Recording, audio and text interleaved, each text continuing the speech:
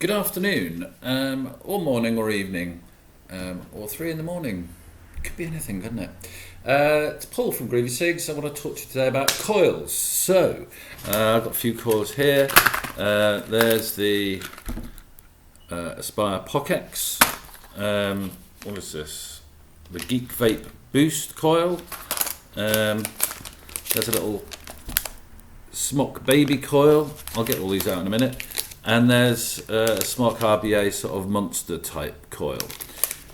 So all these coils look very different. So let's have a look at the old Pockex first of all. So yeah, there's the Pockex, a relatively small coil. Now we can look at all these coils individually, but let's start with thinking about what a coil does. So a coil sits in your tank or your pod. A pod is really just a tank, you know.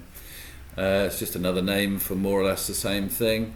And the coil goes in the tank, and when you press your button on your vape, it heats the coil up, and then your coil heats up the liquid and turns it into vapor, and you inhale the vapor, and that's that.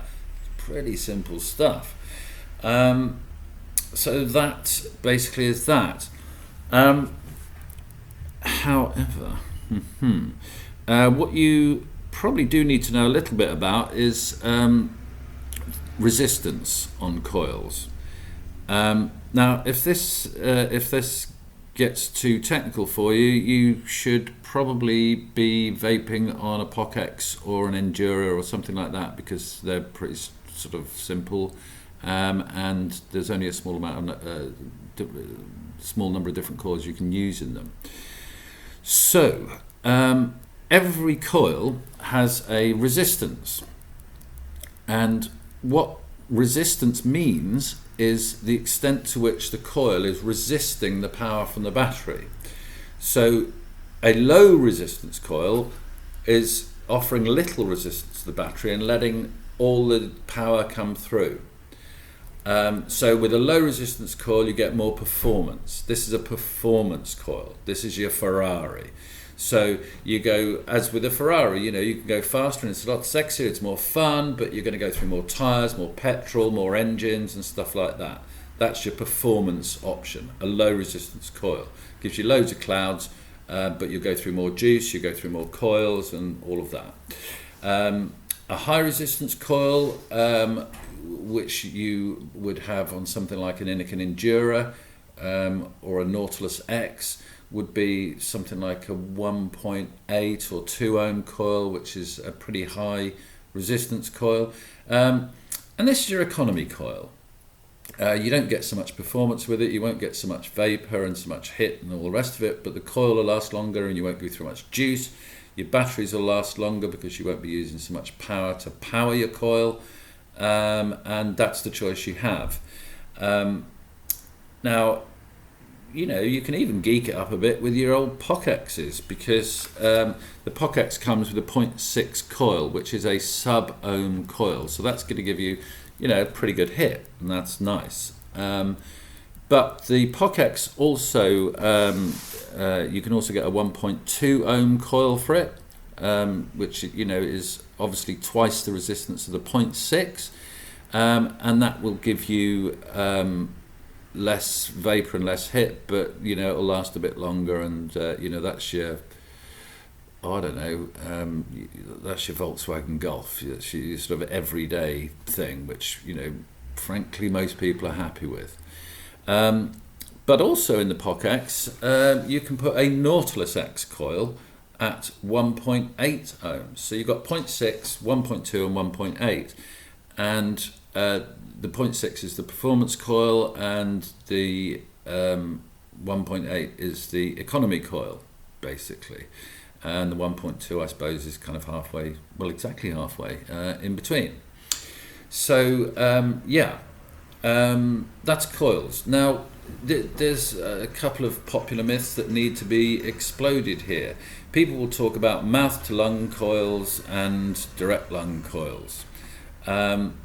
And you know, it's it's kind of a misnomer, because really speaking, there's no such thing as a direct lung coil and a mouth to lung coil, because with most coils between, you know, 0.2, which is very low, and about an ohm or so, you can do direct lung or mouth to lung on those. Higher resistance coils than that, above 1 ohm, you know, they're going to lend themselves better to mouth to lung vaping, but you can still direct lung vape with those if you like. What's that all about? There's no such thing as a mouth to lung coil, for goodness sake. There's no such thing as a direct lung coil. You can do what you like with whichever you like.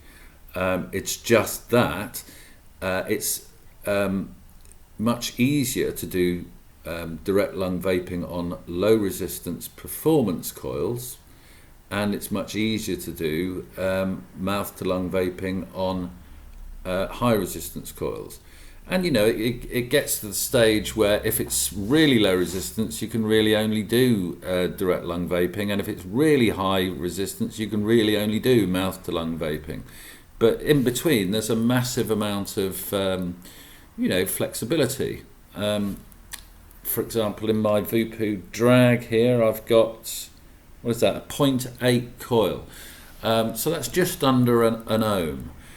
I mean, there's nothing magic that happens at 1 ohm. You know, people talk about subatomic, sub-ohm vaping, like there's something magic that happens under 1 ohm.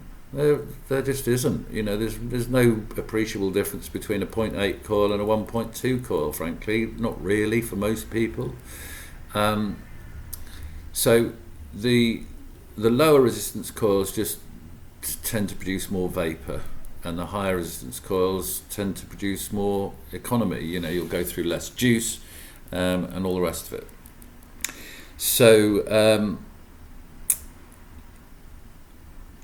mostly, you see, with mouth to lung and direct lung vaping, it's not really about the coil so much, it's more about the amount of air that you've got going in.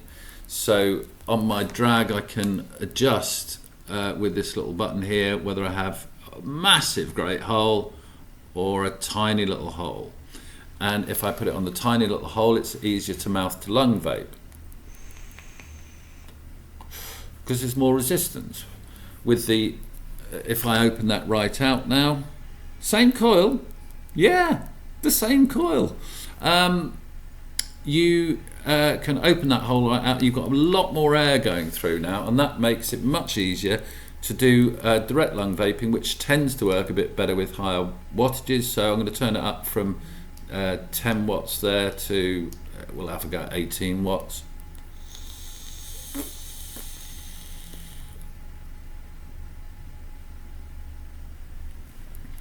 And that's direct lung vaping for you. And that's just at 18 watts, you know, so really, you know, don't believe all this stuff about direct lung coils and mouth to lung coils. You can do pretty much you like with pretty much anything. It's just that it's easier to do direct lung with low resistance and easier to do mouth to lung with high resistance, from which you'll also get better longevity and better economy. But you're not getting such a good hit and not so much vapor. So that's it. The popular myth of, you know, mouth to lung and direct lung coils exploded. Thanks for watching.